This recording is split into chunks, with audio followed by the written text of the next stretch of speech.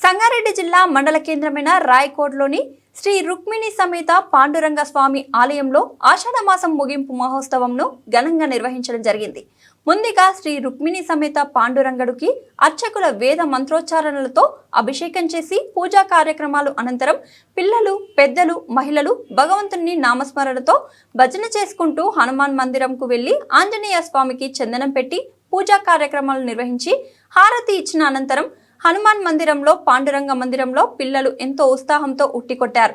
తదనంతరం శ్రీ రుక్మిణి సమేత పాండురంగడికి మహాహారతి ఇచ్చి తీర్థ ప్రసాదాలు వితరణ చేశారు. భక్తులు పాల్గొని స్వామివారిని దర్శించుకున్నారు. అలాగే ఆలయ సన్నిధిలో ఉత్సవ నిర్వాహకులు అన్నదానం చేయడం జరిగింది.